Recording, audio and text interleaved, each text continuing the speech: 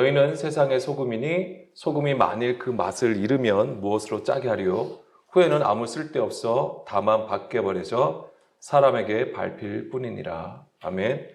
자, 먼저 예수님께서 팔복의 말씀을 마치셨죠. 앞에 팔복의 말씀을 하셨습니다. 그리고 곧바로 하신 말씀이 너희는 세상의 소금이다. 너희는 세상의 빛이라고 하셨습니다. 이것은 그리스도인의 정체성에 관한 것입니다. 우리의 부르심과 사명이 무엇인지에 대해서 가르쳐 주시는 말씀이 됩니다. 그러니까는 소금과 빛 이것만으로도 우리가 세상에 어떤 존재인가에 대해서 말씀해 주신다고 하는 거예요. 여기서 미리 말씀을 드리면 소금은 딱 봐도 짜다는 거 알잖아요. 빛이면 그게 빛이라는 거 우리는 알잖아요. 그러니까 그러한 존재로 서야 되는 것을 말씀을 하시는 거예요. 근데 우리가 이 말씀을 들을 때는 우리가 어떻게 소금의 역할을 해야 되는지에 대해서 우리는 집중한다고 하는 거예요. 어떻게 하면 세상에 빛의 역할을 해야 하는가. 그래서 우리가 많은 것들을 행하고 있습니다. 수고하고 노력함이 있죠. 물론 그것이 잘못되거나 헛된 것은 아닙니다. 반드시 우리가 이 땅에, 이 세상에 있는 한 반드시 그 역할은 감당해야 하는 것입니다. 그것이 우리의 몫이기도 합니다. 그러나 예수님이 말씀하신 진의는 우리에게 세상의 소금이 되라, 세상의 빛이 되라고 말씀하신 것이 아님을 알아야 돼요, 먼저. 그러니까 무엇이 되라고 하시는 것이 아니에요. 어떤 율법적인 가르침을 우리에게 주시는 게 아니라고 하는 것입니다. 왜냐하면 그 소금과 빛이 되라고 할 때는 행위에 초점이 맞춰져 있기 때문에 그래요. 그러니까 예수님은 우리에게 행위로 말씀하시는 게 아니에요. 자, 로마서 3장 20절, 22절 말씀 먼저 보겠습니다. 그러므로 율법의 행위로 그의 앞에 의롭다 하심을 얻을 육체가 없다라고 했어요. 그러니까 우리가 아무리 거듭났다고 해도, 아무리 많은 깨달음을 가졌다고 해도 우리의 행위는 하나님 앞에 의롭다함을 받지 못해요. 이 말씀이 너무 충격인가요? 우리는 막 거듭나려고 하고 정말 그 말씀대로 살아가려고 하지만 그것이 의롭지 않다고? 어떤 분에게는 이것이 굉장히 충격적으로 받으실 수도 있을 거예요. 그렇지만 성경은 그걸 우리에게 얘기해 줍니다. 우리가 계속 어떠한 존재라는 것을 인지해 주고요. 그렇게 인지한 자들은 계속 어떤 자리에 서게 되죠? 자기를 부인하는 그 자리에 서는 거예요. 예수님과 함께 십자가에 못 박힘으로써 낮아지는 지경에 계속 머물기를 원하는 것이죠. 그것이 바로 하나님께서 받으시는 제사가 된다고 하는 거예요. 상한 심령이라고 하는 것입니다. 그 마음에 통회함을 가진 자, 가난해진 자, 애통함으로 의에 줄이고 목마른 가운데 애통하여 하나님 앞에 서는 그 자리에 계속 머물게 하신다고 하는 거예요. 21절, 이제는 율법 외에 하나님의 한 의가 나타났으니 율법과 선지자들에게 증거를 받은 것이다. 율법 외에 하나님의 한 의가 나타났다고 했습니다. 무엇입니까? 누구죠? 예수 그리스도잖아요. 22절, 곧 예수 그리스도를 믿음으로 말미암아 모든 믿는 자에게 미치는 하나님의 의인이 차별이 없다라고 얘기를 하고 있습니다. 자, 우리가 여기서 또 하나 또 중요하게 체크해야 될 것은 하나님을 우리가 믿는 건가 이거죠. 믿음, 우리가 하나님을 믿는 것, 예수 그리스도를 믿는 것. 그런데 성경은 다른 말씀도 좀 찾아보겠습니다만은 그리스도의 그 믿음이라고 되어 있어요. 그리스도의 믿음으로 얘기하는 거예요. 그럼 우리가 믿는 것은 헛된 것이 아니에요. 우리가 육체를 가지고 있는 이상은 그 대상이 예수 그리스도일 수밖에 없어요. 다만 그 방향성이 정확하게 가는 거죠. 그것을 얘기하고 있습니다. 자, 그리고 28절, 3장 28절 보게 되면 그러므로 사람이 의롭다 하심을 얻는 것은 율법의 행위에 있지 않고 믿음으로 되는 줄 우리가 인정하노라. 자, 우리의 결단과 확신으로 믿는 믿음이 아니고요. 그리스도의 믿음으로 되는 것입니다. 이것이 갈라디아서 2장 16절 말씀이잖아요. 갈라디아서 2장 16절 말씀해 보게 되면 사람이 의롭게 되는 것은 율법의 행위로 말미암음이 아니요 오직 예수 그리스도를 믿음으로 말미암은 줄 알므로. 자, 여기서 보면은 예수 그리스도를 믿음으로 말미암으로 되어 있는데 목적격으로 되어 있지 않습니다. 원문에는 소유격이에요. 그러니까 그리스도의 믿음이에요. 그래서 그리스도의 그 믿음으로 말미암은 것이니 그리스도의 믿음으로 믿나니 이는 우리가 율법의 행위로서가 아니요 그리스도의 믿음으로 의롭다 함을 얻으려 함이라. 그리스도의 믿음으로 의롭다 함을 얻는 거예요. 그러니까 이 그리스도를 믿는 그 믿음도 자칫하면 우리의 행위가 되어버려요. 우리의 의가 되어버리는 것이죠. 그것으로는 절대로 하나님 앞에 인정을 못 받는 것이죠. 그렇기 때문에 그리스도의 믿음만이 하나님 앞에 인정을 받게 되는 것입니다. 율법의 행위로서는 의롭다함을 얻을 육체가 없다라고 사도 바울은 정확하게 얘기를 해줍니다. 갈라디아서 3장 2절 한 번 더 볼게요. 자, 내가 너희에게서 다만 이것을 알려 하노니 너희가 성령을 받는 것이 율법의 행위로냐 아니면 믿음이냐. 또 5절에서도 똑같은 말씀을 하고 있습니다. 너희에게 성령을 주시고 너희 가운데서 능력을 행하시는 이의 일이 하나님의 일이잖아요. 이 하나님의 일이 율법의 행위에서냐 혹은 듣고 믿음에서냐 이걸 얘기합니다. 근데 반드시 이 믿음도 뭐가 나와야 되면 행위로 나타나야 돼요. 그것을 마태복음 5장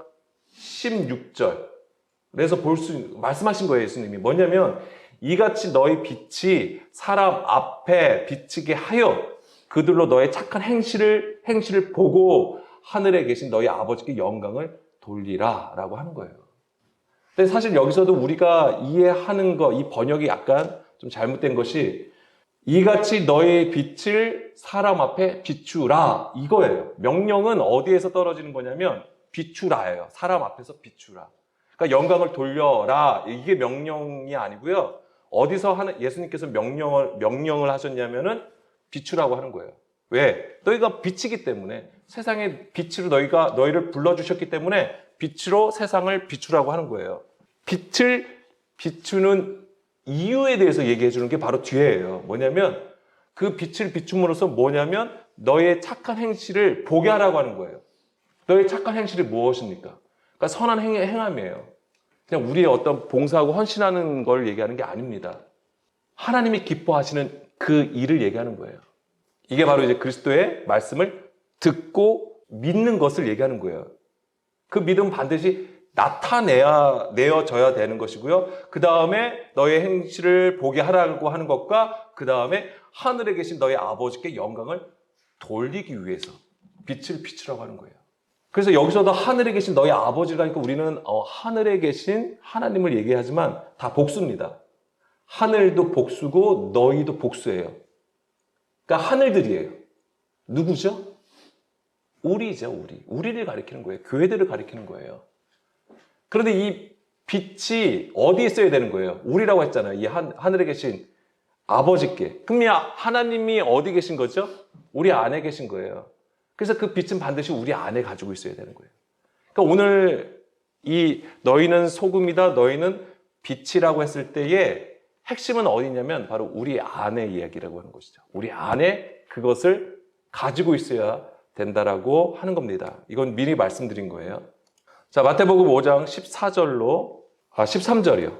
자, 우리가 행위에 초점을 맞춰 소금으로 얘기하게 되면은 가장 많이 얘기하는 것이 무엇이냐면 소금에 대해서 얘기할 때 부패 방지를 제일 먼저 얘기를 해요. 그래서 우리가 무엇을 얘기하죠? 썩어지고 부패한 세상에 우리가 소금의 역할을 해서 더 이상 세상이 부패하지 않게 썩어지지 않는 세상으로 만들어야 된다. 이걸 강조를 하는 겁니다. 그리고 만약에 너희가 세상의 빛이라고 했을 때는요. 이 세상이 흑암이에요. 어둠이에요. 그러니까는 이 암울한 세상에 빛을 비추는 교회의 역할을 해야 된다. 교인들이 되어야 된다라고 얘기를 하는 겁니다. 이게 뭘 강조하는 거냐면 행위예요. 그런데 이런 행위는 당연히 우리의 몫이에요. 당연히 해야 되는 겁니다. 그런데 앞에서 이 두 가지를 말씀드릴 때에는 구조적인 문제가 있어요. 무슨 문제일까요? 나는 선하고 세상은 악하다라고 하는 이원론적인 문제가 있어요. 편을 가르는 거예요. 나는 선하다고 너는 악하다라고 하는 거예요. 물론 우리가 성경을 읽을 때는 빛과 어둠이 있죠. 선과 악을 얘기합니다. 그런데 이것은 우리의 존재가 어떠한지를 가르쳐 주는 거예요. 우리의 존재가. 그러니까 우리는 어떤 존재입니까? 창세기 1장 1절에 천지를 창조하셨다고 말씀하셨는데 이전에 곧바로 나온 게 무슨 얘기냐면 땅에 대한 얘기예요. 근데 그 땅이에요. 그 땅이 어떠합니까? 공허하고 혼돈하잖아요.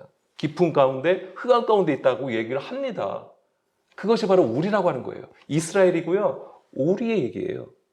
근데 하나님께서는 그러한 상태에 가만두지 아니하시고 어떻게 하셔? 하나님의 영을 수면 위로 운행하시면서 빛을 비추신다고 하는 것이죠. 그것을 우리에게 보여주는 겁니다. 그래서 선과 악의 이야기, 빛과 어둠의 이야기는 사실은 우리가 어둠이고 우리가 악한 존재인데 하나님은 어떻게 하시는 거예요? 우리를 선한 방향으로 이끌어 가신다고 하는 거예요. 빛으로 이끌어 가신다고 하는 거예요. 무엇으로? 말씀으로. 신약에서는 예수 그리스도를 통하여서 우리를 그렇게 이끌어 가신다는 우리 안의 이야기라고 하는 것입니다. 너희는 세상의 소금이고 빛이라고 하신 것은 우리에게 무엇을 하라, 무엇을 하지 말라라고 하는 율법의 가르침이 아니에요. 절대로. 행위를 하라고 가르쳐 주시는 것이 아닙니다. 그냥 그 자체라고 하는 거예요. 너희가 소금이고 너희가 빛이라고 하는 거예요. 자, 그러면 이제 우리가 성경에서 이 소금이 어떻게 쓰였는지 좀 알아보겠습니다. 자, 아까 좀 전에도 말씀드린 것처럼 소금하면 가장 먼저 떠오르는 생각이 부패 방지고요. 그 다음에 맛을 낸다라고 하는 거예요. 그렇지만 예수님께서 말씀하신 너희는 세상의 소금이다라고 하신 말씀의 뜻은 먼저 우리 안에 깨끗이 하는 작업이 이 소금을 통해서 이루어진다는 것을 가르쳐 주시는 거예요. 여기서도 중요한 것은 뭐냐면 이 소금으로 우리 안을 깨끗게 하신다라고 하는 거예요. 자, 왕하 2장 19절 말씀 좀 보겠습니다. 자, 소금에 대해서 정말 이제 이 회복과 관련된 말씀인데요. 이제 엘리사가 여리고 지역에 있는 그 죽은 물을 다시 소금을 뿌려가지고 어떻게 하는 거죠? 열매 맺을 수 있는 생명수로 바꾼 사건이에요. 자, 19절 보게 되면 그 성읍 사람들이, 자, 이거 여리고 사람들입니다. 엘리사에게 말하되 우리 주인께서 보시는 바와 같이 이 성읍의 위치는 좋으나 물이 나쁨으로 토산이 익지 못하고 떨어지나이다. 열매를 맺지 못한다고 하는 거예요. 그러니까 엘리사가 이르되 새 그릇에 소금을 담아 내게로 가져오라 하매 곧 가져온지라. 엘리사가 물 근원으로 나아가서 소금을 그 가운데에 던지며 이르되 여호와의 말씀이 내가 이 물을 고쳤으니 이로부터 다시는 죽음이나 열매 맺지 못함이 없을지니라 하셨느니라. 자, 이것은 이제 엘리사가 첫 번째 기적을 일으킨 사건입니다. 열매 맺지 못하게 하는 물이 있어요. 죽은 물이죠.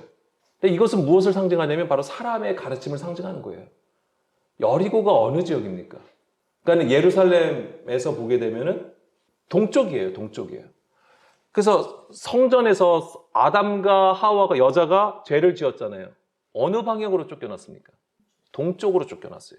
성경에서는 이 지형적으로도 우리가 깨달을 수 있는 것인데 예루살렘은 성전이죠. 하늘을 상징하는 겁니다. 그런데 거기서 쫓겨났어요. 쫓겨나서 죄를 지어서 쫓겨남으로써 동쪽으로 간 거예요. 그 지역이 바로 여리고가 되는 거예요. 가장 낮은 것, 떨어졌다라고 하는 개념이 거기에 있는 것입니다. 거기는 지금 죽은 물인 거예요. 그러니까 사람이 보기에는 좋은 지형이라고 하는 거예요. 그렇지만은 거기는 죽은 물이 있었던 것이죠. 그런데 하나님께서는 엘리사를 통하여서 소금으로 그 물을 고쳤다고 했습니다. 사실 소금이 고쳤을까요? 하나님의 말씀이 고치신 것이죠. 자, 이런 것들은 이제 말의 쓴물을 단물로 바꾼 거하고도 같은 것입니다. 그래서 이제 엘리사는 이제 소금으로 죽은 물을 생명수로 바꾼 것이고요. 그래서 이 사건이 보여주는 것은 바로 하나님의 구원과 회복에 관한 것이에요. 그래서 여기서 소금은 구원과 관련되어 있는 것입니다. 그런데 소금이 처음 쓰인 곳이 어디냐면은 창세기 19장 26절이에요. 다 아시는 내용이겠지만 바로 롯의 아내가 소금 기둥이 되었다고 하는 내용입니다. 여기서는 소금이 무엇을 보여주는 겁니까? 예, 심판을 보여주는 거예요. 구원이 아니라 심판을 보여주는 것입니다.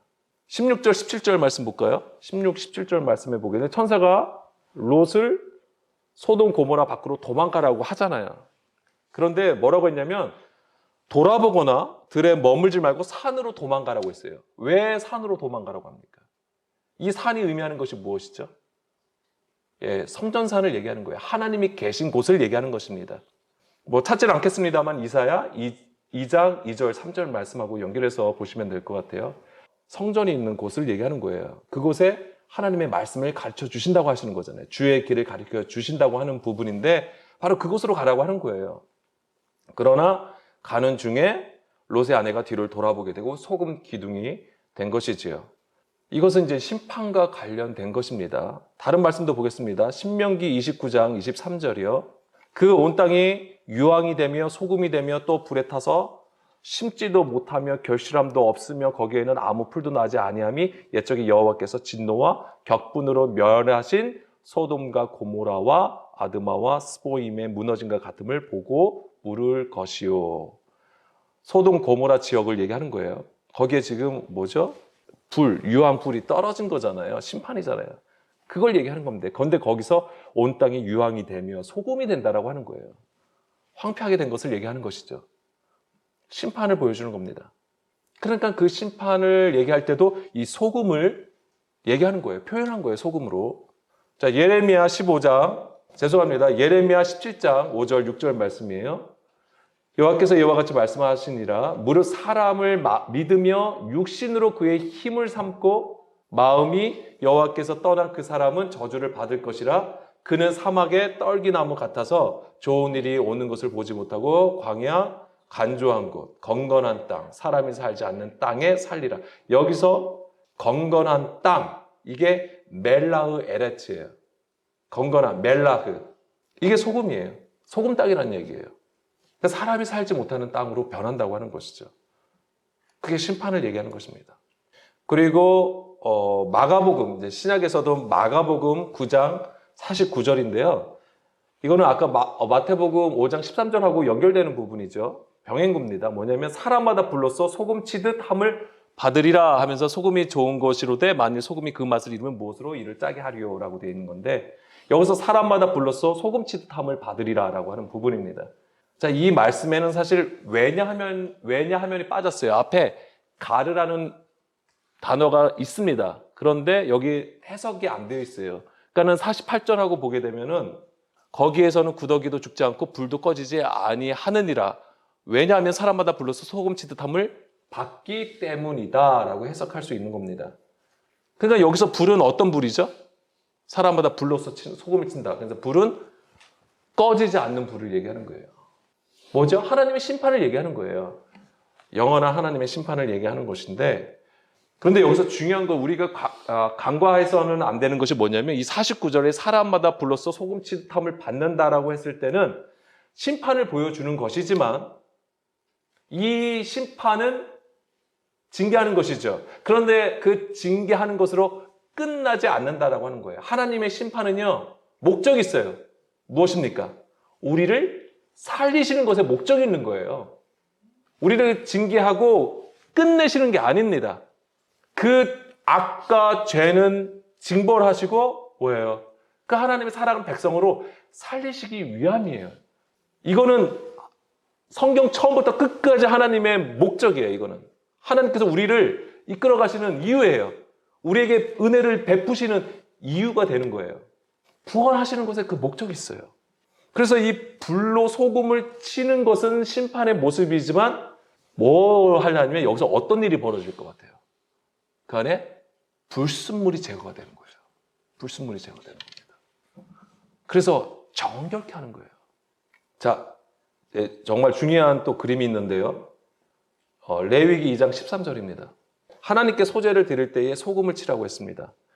이게 단순하게 그 음식물의 어떤 맛을 내기 위한 거, 아니면 뭐 부패를 방지하기 위해서 소금을 뿌렸다라는 얘기도 있습니다만은, 여기서 중요한 것은 뭐냐면 하나님께 가까이 나아가기 위해서는 이 반드시 소금을 쳐야 한다라고 하는 겁니다.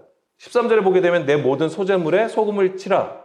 여기서 소금을 치라. 소금이 아까 멜라흐라고 했잖아요. 근데 여기서 멜라흐가 두 번 사용이 된 거예요. 그래서 멜라흐, 소금을 치라. 그러니까 소금이에요.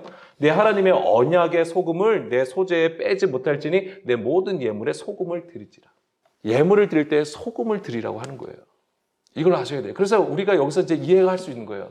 단순하게 그 모습은 소금을 함께 드리는 것이지만은 아까 예수님께서 너희가 소금이라고 했잖아요. 그러니까 이 제사는 뭐예요? 우리가 하나님 앞에 나아가는 거예요. 그래서 우리가 소금이 돼야 되는 거예요. 그걸 또한 얘기를 하는 겁니다. 그래서 이 멜라흐는 소금을 치다 또는 간을 맞추다라는 뜻이 있어요. 근데 원래 뜻이 있어요. 원래는 무슨 뜻이냐면 가루로 부수다. 뭐예요? 가루로 부수다라는 거예요. 이 소금 자체가. 그러니까 우리가 벌써 깨달아지죠. 하나님께 나가기 위해서는 우리가 고운 가루가 돼야 되는 거예요. 그리고 여기서 이 모든 소재물이라고 했잖아요. 저 모든 소재물은 미나 코르반이에요. 이게 뭐냐면 희생제물이라고 하는 거예요. 하나님께서 율법에 제정하신 그 제사는 다 누구를 예표하는 거예요? 예수 그리스도를 예표하는 거예요. 예수 그리스도를 예표하는 것이고 또한 우리가 그리스도와 함께 그 자리에 있어야 되는 것입니다. 그것이 이제 찾지 마세요. 갈라디아서 2장 20절 말씀하고 연결되는 것이죠. 그건 마지막에 한번 보겠습니다. 그래서 근데 이 소재 1절 볼게요. 1절. 1절에 보면 소재에 대해서 나오거든요. 레위기 2장 1절 보게 되면 소재는 어떻게 드리는 겁니까? 고운 가루로 드리는 거예요. 고운 가루로 드리는 것이죠. 그리고 거기다가 이제 기름을 붓는 것이죠. 이런 것들은 그러니까 우리가 감각할 수 있어야 되는 거예요. 하나님 앞에 나아가는 방법이에요. 이 제사가. 제사라는 것 자체가 무슨 뜻이냐면은 제사라는 건 그 어떤 행위가 있죠. 우리는 그걸 보고 있지만은 그렇죠? 하나님 앞에 예물 드리고 뭐 번제단에다 그 짐승들을 잡아가지고 드리는 거 뭐 그런 모습을 우리는 보고 있지만 그 제사라는 것 자체가 무슨 뜻이냐면 하나님 앞에 가까이 나아가다라는 뜻이에요. 그게 가까이 나가는 거예요. 근데 우리는 지금 제사를 드리는 게 아니잖아요. 어떻게 가까이 나갈 수 있죠? 누굴 통해서 나갈 수 있습니까? 길이요 진리요 생명이신 예수 그리스도를 통해서만이 우리가 하나님께로 나갈 수 있는 거예요. 그걸 잊으면 안 돼요. 그러니까는 어떤 행위로서 우리가 하나님 앞에 서는 게 아니에요. 그렇기 때문에 이 소재는요, 고운 가루로 예물을 삼아 그 위에 기름을 붓는 것이고 반드시 소금을 쳐야 하는 것이죠. 이런 것들 자체가 무엇을 보여주냐면 자기 부인됨이에요. 고운 가루가 되는 게. 나의 굳은 것, 그런 것들 다 깨지고 부서지는 것입니다. 무엇으로 부서뜨릴까요? 방망이 같은, 몽둥이 같은 말씀으로. 그러니까 깨지기 위해서는 깨지는 것 자체가 뭐냐면 그게 심판이 되는 거예요. 그런데 하나님은 그것을 통해서 무엇을 만드시는 거예요? 고운 가루를 만드시는 거죠. 왜? 쓰시려고.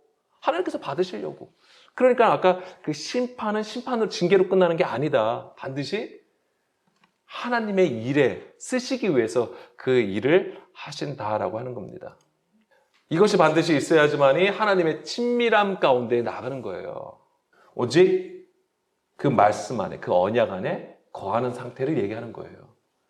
그래서 사도 바울은 로마서 12장 1절에서 너희 몸을 하나님이 기뻐하시는 거룩한 산 제물로 드리라고 했습니다. 이것이 너희가 드릴 영적 예배라고 하신 건데 이 산 제물에 뭐가 있어야 된다고 하는 거예요? 소금이 있어야 된다고 하는 거예요. 여기서 뭐 소금 얘기는 없습니다만 영적으로 보기에는 여기에 반드시 소금이 있어야 되는 거예요.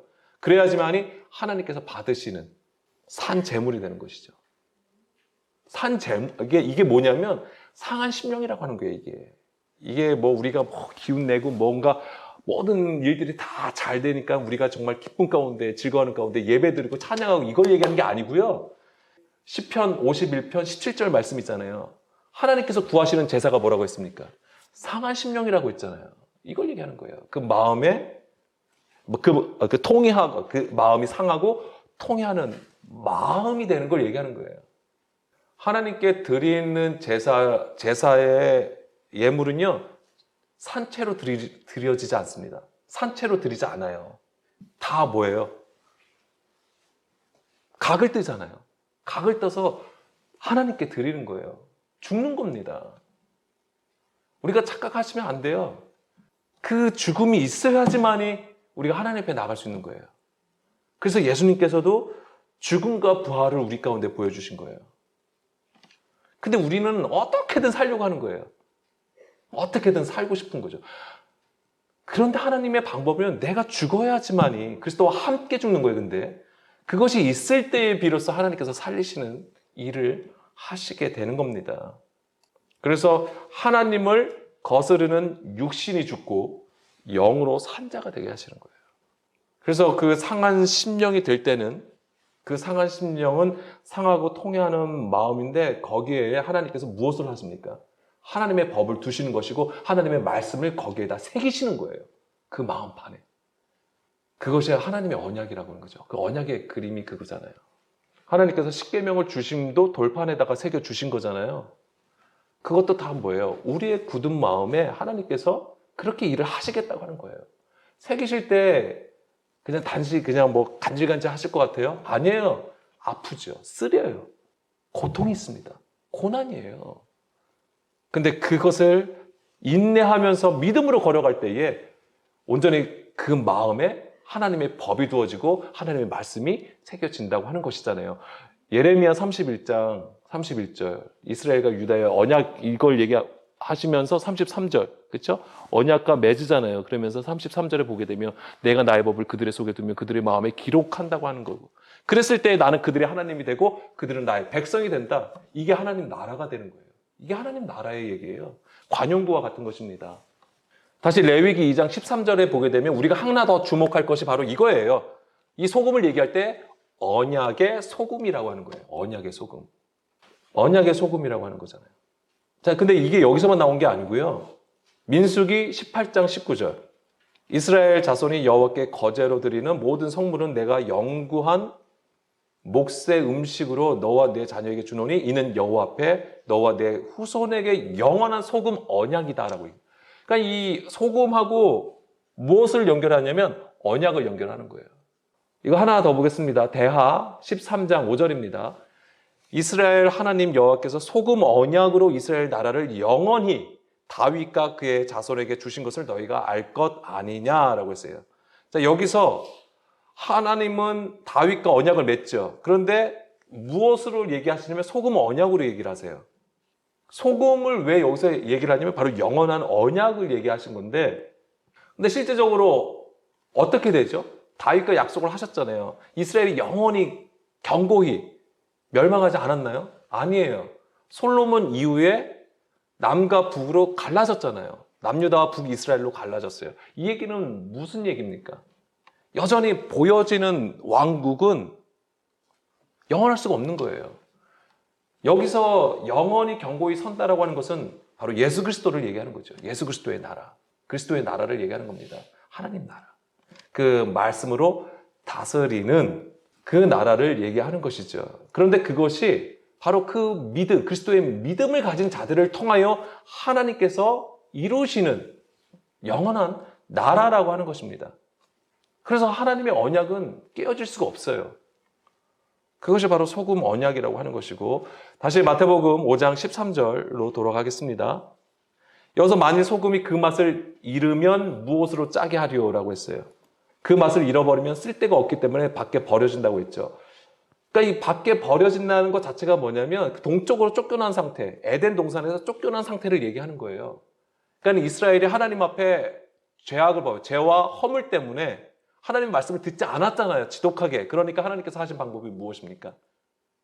열방으로 추방시킨 거잖아요. 그 그림이에요. 그런데 하나님은 그것으로 끝내신 게 아니에요. 이스라엘을 완전히 없애신 게 아니에요. 어떻게 하시는 거예요? 다시 돌아오게 하신다고 하는 거예요. 하나님의 계획은 그렇습니다. 그럼 그곳에서 뭐 하시는 거예요? 그들로 하여금 뭐예요? 불로서 소금을 치듯 하시는 거예요, 거기서. 제3자가 볼 때는 그것이 심판의 그림이에요. 그렇지만 하나님은 그들을 정결케 하셔서 다시 약속의 땅으로 들이신다고 하는 거죠. 그런 그림들을 항상 가지고 계시길 바랍니다.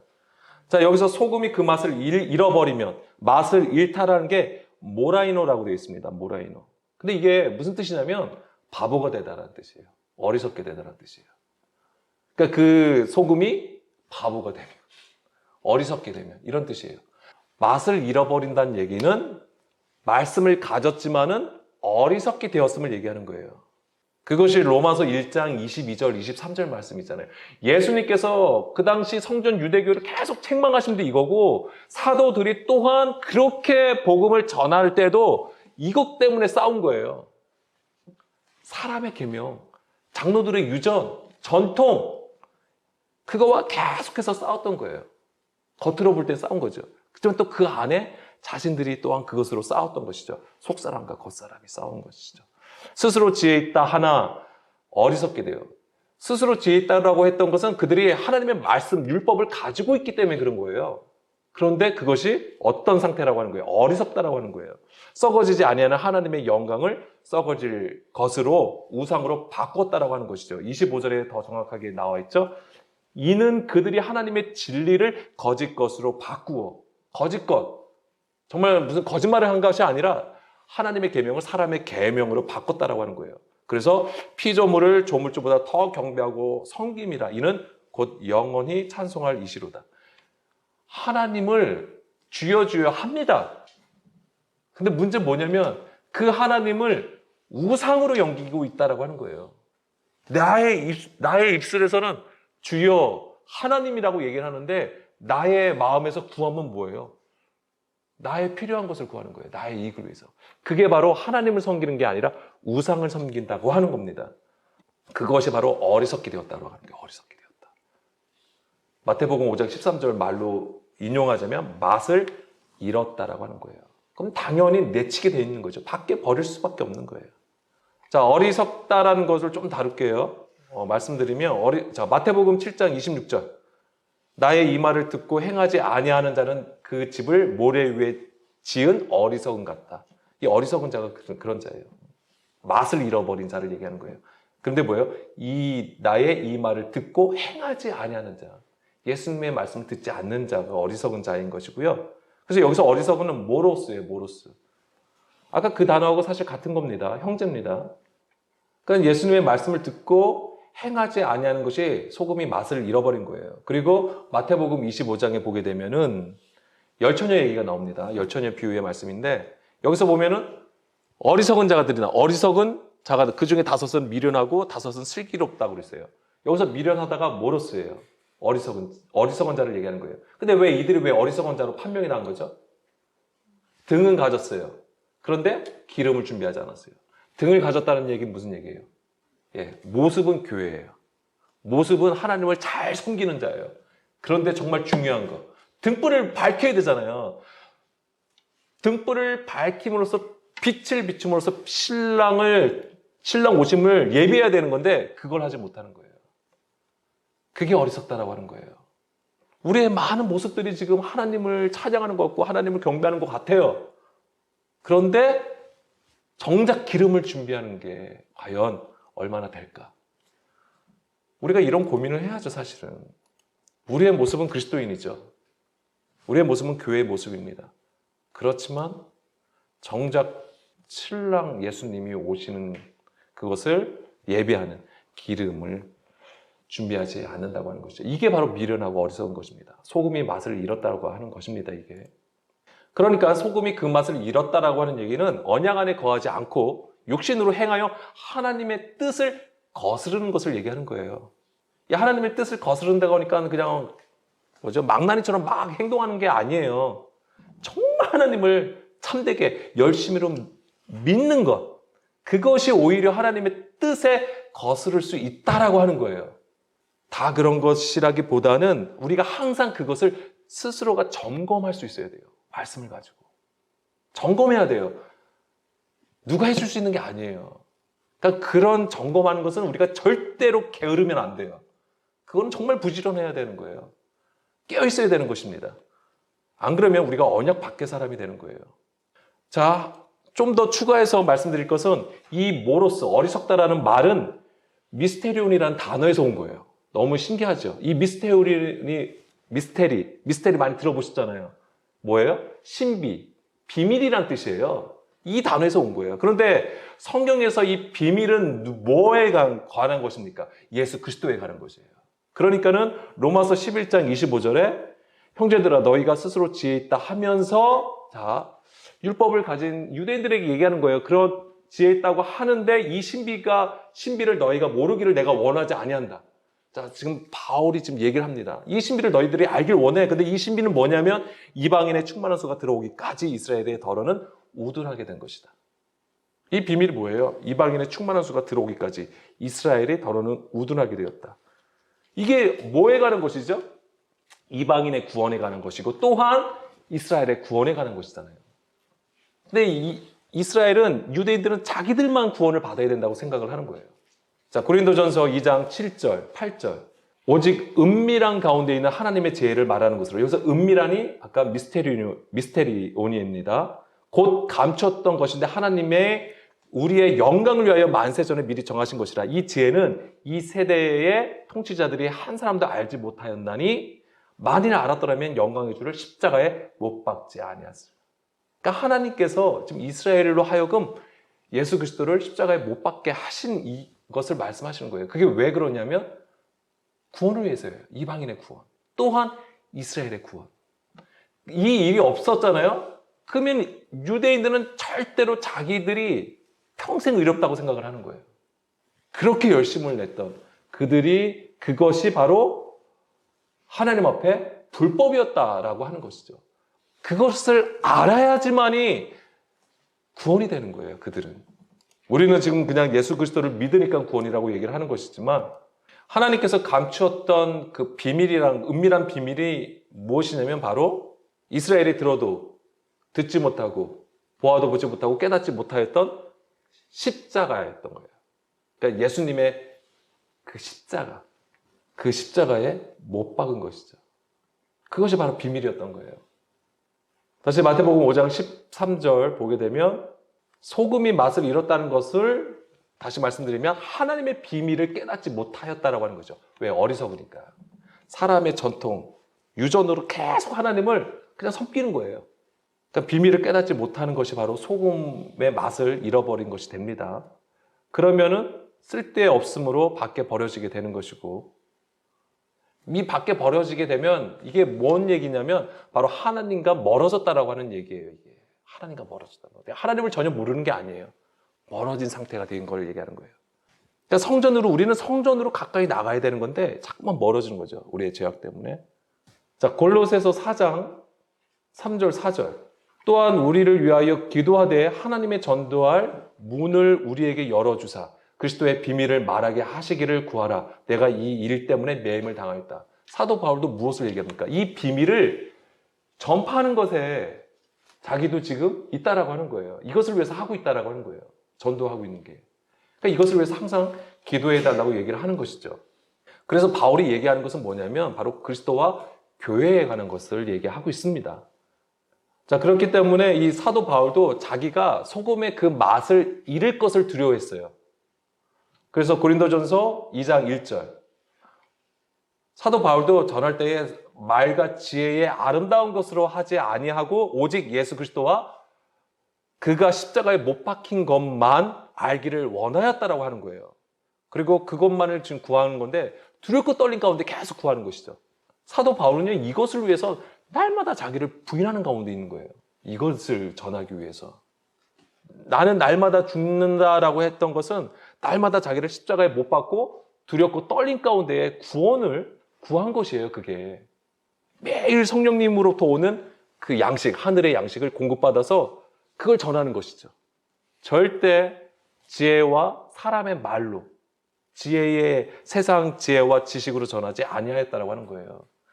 제가 지금 빌립보서 3장 8절에서 10절 말씀도 좀 보면 좋겠는데 그리스도를 얻고 그 안에 발견되려 함이니 내가 가진 의는 율법에서 난 것이 아니고 오직 그리스도의 믿음으로 그리스도를 믿음으로 된 그리스도의 믿음으로 된 것입니다. 그리스도의 믿음으로 된 것이 곧 믿음으로 하나님께로부터 난 의다. 하나님께 온 거예요, 이 믿음은. 그러니까 이 믿음이 하나님께로 왔다라고 하는 얘기는 이게 무슨 얘기냐면 그리스도를 그 안에 모시고 있다라고 하는 거예요. 그래서 그리스도의 그 믿음으로 된 것이라고 하는 것입니다, 이게. 이걸 아셔야 돼요. 그 개념을 좀 잘 아셔야 돼요. 10절. 내가 그리스도와 그 부활의 권능과 그 고난의 참여함을 알고자 하여 이것 때문에 나는 매일 죽노라 한 거예요. 어떻게 해서든 죽은 자 가운데서 부활에 이르려 한다. 끊임없이 사도 바울은 자기를 부인하는 자리에 섰습니다. 자, 거의 이제 마지막인데요. 마가복음 9장 50절입니다. 그래서 아까 불로써 소금을 치듯 하라 하면서 얘기했고, 그 다음에 50절에 소금은 좋은 것이로되 만일 소금이 그 맛을 잃으면 무엇으로 이를 짜게 하리요? 너희 속에 소금을 두고 서로 화목하라. 이걸 얘기하십니다. 너희 속에 소금을 두라고 하는 거예요. 이 얘기는 뭐예요? 언약 안에 거하라고 하는 거잖아요. 말씀을 그 안에 새기라. 너희 마음에 세계라고 하시는 겁니다. 그래야지만이 화목하게 되는 거예요. 화목, 에이레네, 샬롬을 얘기하는 거죠. 샬롬이 뭐죠? 내 안에 하나님과 원수가 된 상태가 없는 상태를 얘기하는 거예요.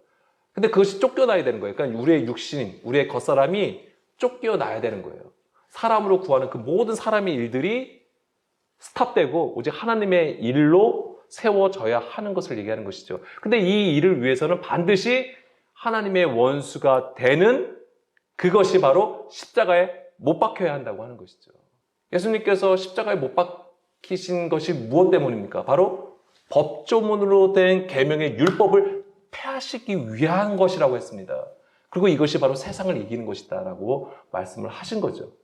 그래서 갈라디아서 2장 20절, 이거는 매 설교 때마다 나오는 것 같아요. 내가 그리스도와 함께 십자가에 못 박혔나니 그런즉 이제는 내가 사는 것이 아니요 오직 내 안에 그리스도께서 사시는 것이라. 바로 이거예요.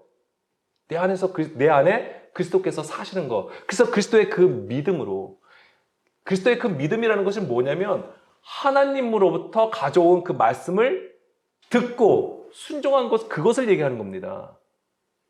온전한 것이죠. 완전한 것입니다. 그래서 예수님은 내가 율법과 선지자의 그 율법을 펴러 온 것이 아니라 완전하게 하기 위해서 왔다고 하신 거잖아요. 그 그리스도를 내 안에 모셔야 되는 것입니다. 그러면 나를 사랑하사 나를 위하여 자기 자신을 버리신 하나님의 아들을 믿는 믿음 안에서 사는 것이다 라고 했는데 바로 하나님의 아들의 그 믿음으로 사는 것이다 라고 하는 겁니다. 하나님께서는 이것을 인정하시는 거예요. 그리고 이 상태가 바로 샬롬이 되는 거예요. 에이레네.